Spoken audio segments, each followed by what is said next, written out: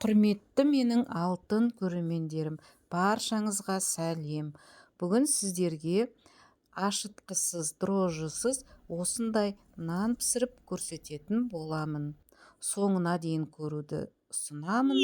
Егер сіз тіркелмеген болсаңыз, каналыма тіркеліп алыңыз, достарыңызбен бөлісіп отырыңыз және бірден лайк басып отырыңыз.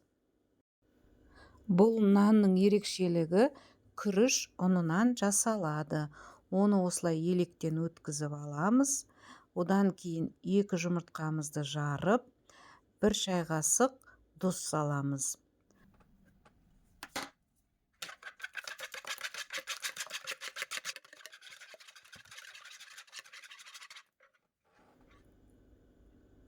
Бұдан кейін 2 кружка айран құямыз. Айраннан кейін жарты қасық ас содасын салып, жақсылап араластырамыз. Достар, қазақша каналға қолдау көрсетіп отырыңыздар. Поделиться деген кнопканы бассаңыздар, одан кейін все деген жазу бар. Оны басып, одан кейін қоңырауды бассаңыздар, сіздерге жаңа видеоның шыққан туралы хабарлама келіп тұратын болады. Бұдан кейін 1 ас қасық қант салдым. Қантты қосу қоспау өз еріктеріңізде. Ол міндетті емес. Құрметті менің алтын көрермендерім, рецептің құрамын видеоның астындағы описание бөліміне жазып кететін боламын. Енді 1 немесе 2 қасық май қосамыз.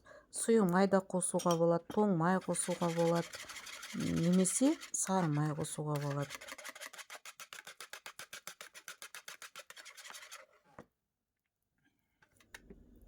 Бұдан кейін ұнымызды 2-ге немесе 3-ге бөліп саламыз.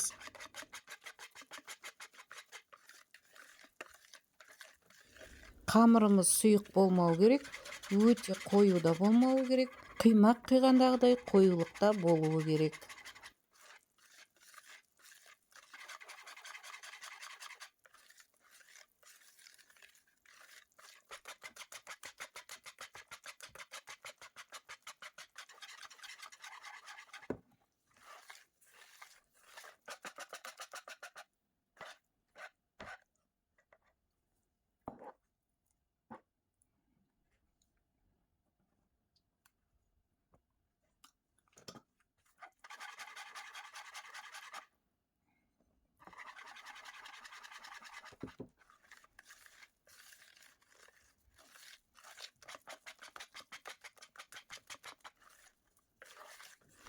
Міне осындай қоюлықта болса жетеді.